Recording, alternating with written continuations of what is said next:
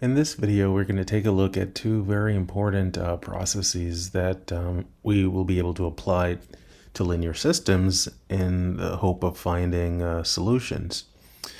And those two processes, one is called back substitution, and it is a very simple process. And then Gaussian elimination is based on three very important principles, and we will look at all of those in this video. So to start, I'm going to write down two linear systems. And previously we'd looked at several 2x2 systems where we had two equations, two unknowns.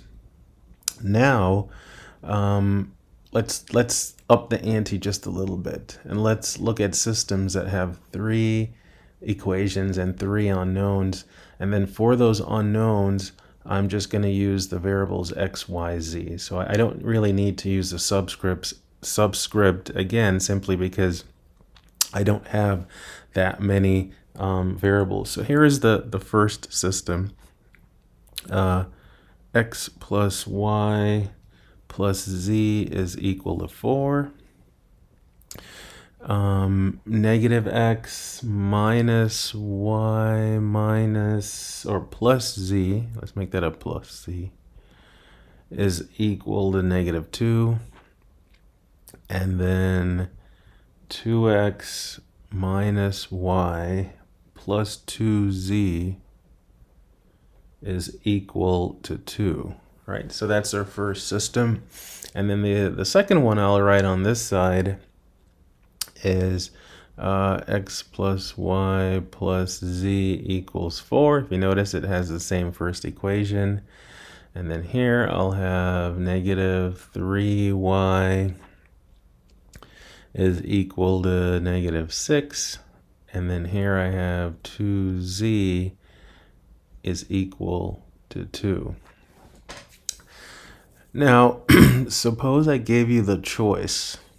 Right, suppose I gave you the choice and you could choose either one of these systems to solve. I think you would agree that the system on the right appears to be a lot easier to solve. In fact, if you notice, in equations 2 and 3 in this system on the right, there are terms that are completely missing. For instance, the second equation only has the y variable. The third equation only has the z variable. So we can use this process of back substitution and solve essentially the equations that are towards the bottom of the system, and then work our way back until we've gotten the solution, provided it exists, right, for all the variables. So for instance, here what we can do, we can say using back substitution, starting with the 2z equals 2 equation. Well, that's really simple. I mean, this is a linear equation, right? But it only has one variable. And we can isolate that variable, and we can get that z is equal to 1.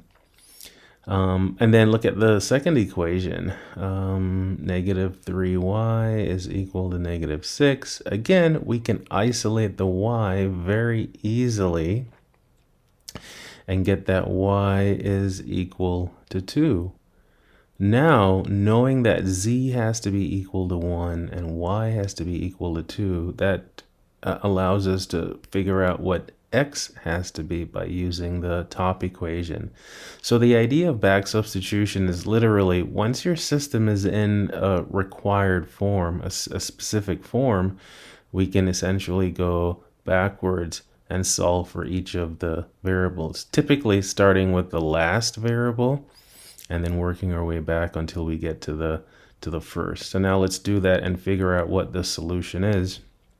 So we have x plus y, which is 2, plus z, which is 1. That has to be equal to 4. And then look at what we get. So this tells us that x has to be equal to 1. So the order triple that solves this system is 1, comma 2, comma 1, right? Making sure you put so the typical order for an ordered triple, if you're using the variables x, y, z, it would be x, comma y, comma z, right? And using one of the concepts we developed previously, we can say that this is a unique solution. This is the only ordered triple that will satisfy all three equations, right? So this is our unique solution. Now, we can't necessarily, in fact, we certainly can't use back substitution here because, in fact, all three equations in the system have all three variables. So it's not like we have a simpler equation somewhere at the bottom where we could solve for, let's say, z, and then once we knew z, then possibly go to the second equation and solve for y, and then once we know x and y, go to the first equation and solve for x. This is an example of what's called a coupled system where, the variables are all present in all the equations. So what do we do? Well, it turns out there's a systematic way, a process that we can use to turn a system like this into a system like this without affecting the solution. So in other words, we have three simple processes that we can use to convert this system into one that looks like this, right? Now, systems that look like this type of system, if you, as far as the left-hand side is concerned, it's almost like the variables when they're arranged in that standard form, and we looked at the standard definition of a linear system previously. When the variables in this type of system are arranged in that standard form, where yes, some of the terms are missing, and what that means is a lot of the coefficients are zero. But when a system is in this particular form, we say it has a triangular form for obvious reasons. Right? And so what we need, right? And I keep saying these three simple steps, and we're going to describe these steps now and then apply those steps to this system and then try to convert it into a triangular form and see if we can come up with the solution, right? And those three steps are what define Gaussian elimination, all right? So the following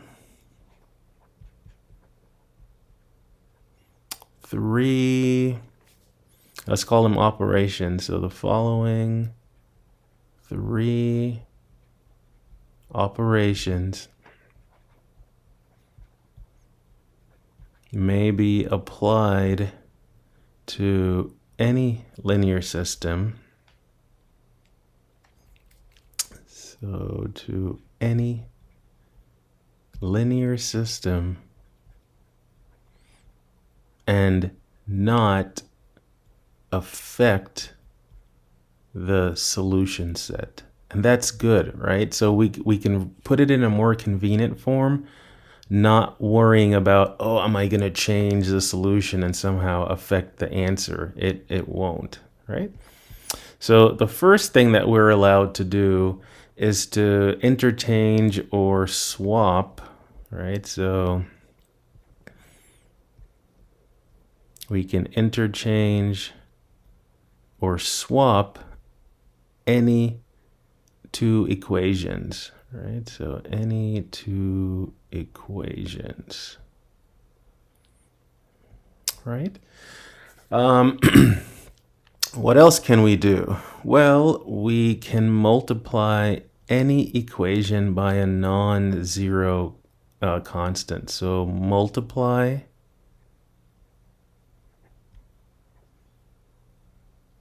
any equation by a non-zero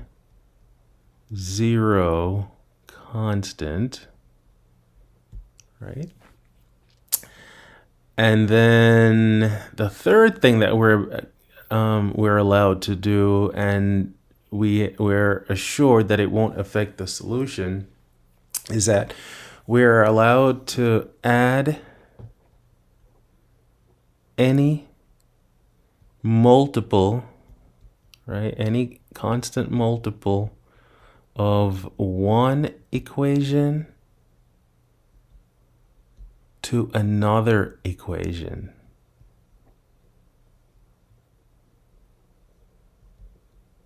And again, we're guaranteed that it won't affect the solution. Okay, good. So very, very simple. Interchange or swap any two equations, multiply any equation by a non-zero constant, and then add any multiple of one equation to another. So like we could double one equation and then add it to, like, you know, the equation below, or the equation 2 spots below, or any equation, right? Now, before we illustrate these steps, let's introduce some notation that will make it easy for us to indicate which of these operations we're doing. So what I'm going to do, let me just kind of block this off. I'm going to use E for equation, and then with a subscript, again, remember we were using I to represent which equation in the system. So E sub I represents equation I, right? So let's say and I'll do this in different colors so it kind of stands out.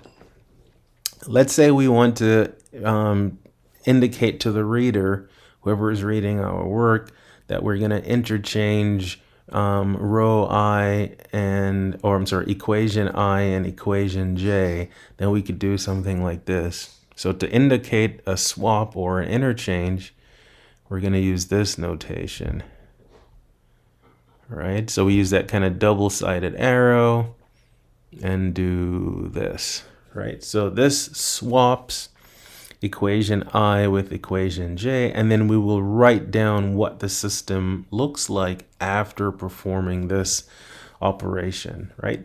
So there's a lot of stuff to keep track of. So we want to make sure that, you know, at each step we clearly indicate what we're doing and then what the result of our action, right, is. If we want to multiply any equation by a non-zero constant, so we will just use this. So again, this represents an equation in the system, and then multiplying it by a constant, I'll just do k for my constant, and the assumption here, since it's non-zero, we'll say that k is not equal to 0, right? So just multiplying a single equation by a constant.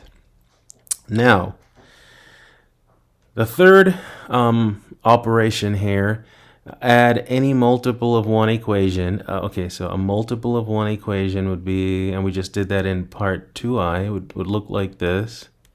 But then we're going to add that to another equation. So EJ, and this new equation is going to replace EJ, right?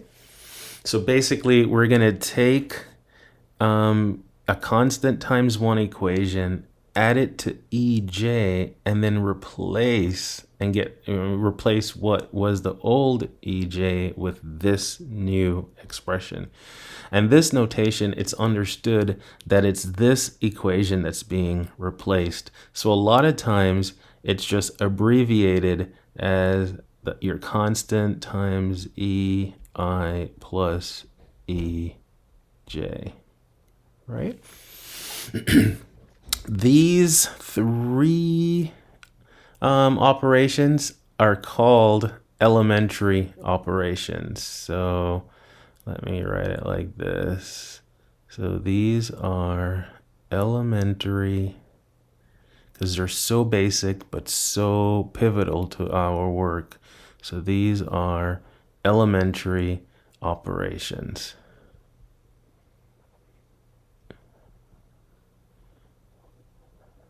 Right? And it's like, as I said, they do not affect the solution of our system. And so systems that are obtained by performing any one of these or any set of these elementary operations are called equivalent systems. So systems that are obtained by performing any number of elementary operations are called equivalent systems.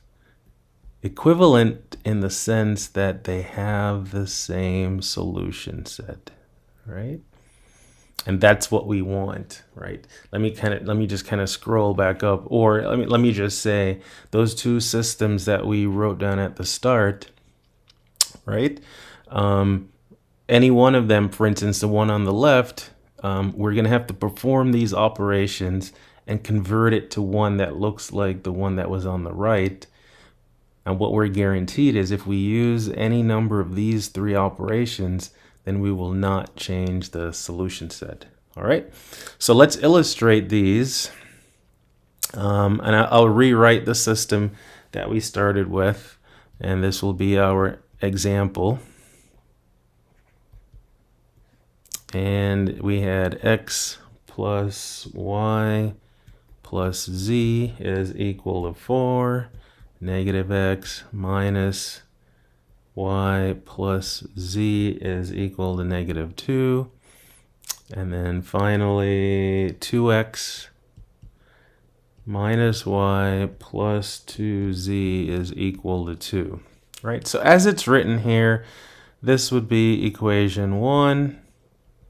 This would be equation 2, and this would be equation 3. Now remember our goal. Our goal, in fact, let me write it over here in green. So once we get to this, we know this is what we've achieved. Our goal is to transform this system into an equivalent one that is triangular, right? So convert this system into an equivalent triangular system. Because once we can do that, then we can solve via back substitution. All right. So, to make this one triangular, it's almost like I need to eliminate the entries that are below that green line. Because then if these terms are gone, right, then that would be our triangle right there, right? Now, so as we go through this first example, I'll introduce some new terms, important terms. So basically, we have three terms we want to eliminate: the negative x, the 2x, and the negative y. And we will do it step by step. We'll start with any x terms that are below the leading term in the first equation, right? So I'm going to highlight this, and I'm going to use like multiples of this x term to eliminate the x terms below. And that term, the term that's being used to eliminate ones below it, is called a pivot, right? Or as we saw earlier, it's also called your leading variable, right? Okay, so let's write down the elementary operations that we're going to use. Now, since the coefficient of x is the negative of the coefficient of my pivot, all I need to do is add E1 to E2. So specifically, if I do 1 times E1 and add that to E2, I am guaranteed that it will eliminate this term, right? Now, other terms may change, other terms may be eliminated, but my initial focus is on the x terms, right? And then if you want to, if you want to emphasize that this becomes the new E2, you could certainly indicate it that way. And then let's look below that and say I can also kind of in a grouped way, I can multiply the first equation by -2, and that will give me a -2x term. And if I add that to the 2x term in equation 3, then it will eliminate this term. So again, these are the two operations that I'm going to do. -2 times E1 now plus E3, that becomes the new E3. Notice with both of these operations, there is no change to E1. I'm only using E1 as a way to eliminate these terms. And why do I want to eliminate these terms? Because I want to create a triangular system. So I have to eliminate the -x, the 2x, and then eventually the -y. All right. So let's write down what the new system looks like after performing these two operations. As I said, the first equation stays the same. So x plus y plus z is equal to 4. When I take x plus -x, I'll have a 0x, which we won't write.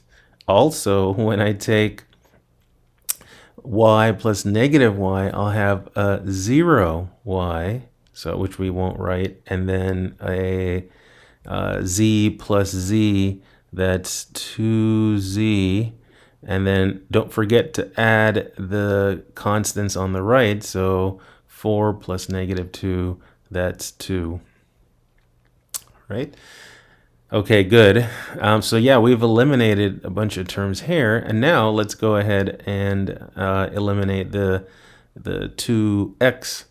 So now if I multiply all of this equation by -2, and I'm going to do it mentally, and I encourage you to start doing a lot of mental arithmetic. If you want to do a little scratch work off to the side, that can help too, but it's really good if you can keep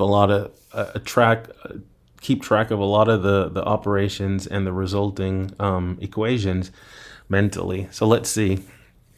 So -2x plus 2x, that's 0. -2y plus -y, that's -3y. -2z plus 2z, that's 0z. So that again eliminates a lot. And then here we will have a -8 plus 2, that gives us -6. All right. Now, this this system might look familiar to you. It looks very similar to the one that we solved earlier, just using back substitution. The only difference is this was the second equation and this was the third. And so I can get it to look like that by using my first elementary operation, by swapping, right? So each time you do this, it's like you'll have a new, possibly new, labeling for your equations. So now, if I swap, so technically this is not in the triangular form, right? It doesn't look like a triangle in terms of where the variables are located. But if I did this simple row swap, equation swap E2 with E3, then it will produce this system. X plus y plus z equals 4. Negative 3y equals negative 6. And 2z equals 2. And this is exactly the system that we had earlier. And we know what the solution is. When we solve this, we got that z is equal to 1. When we solve this, we got that y is equal to 2. And when we did our back substitution and substituted these values into the first equation, we got that x is equal to 1. So we end up with, again, the solution, which we saw earlier, which is unique, right? So you didn't know it then, and I didn't want to spoil the surprise, but those two systems, this system and then the resulting triangular system, again, are in fact equivalent systems. The process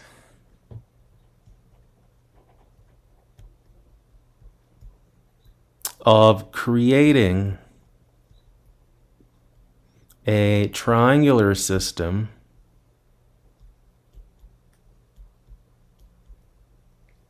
is called Gaussian elimination. And that's the big algorithm for solving linear systems, right? So much of what we will do will come down to Gaussian elimination.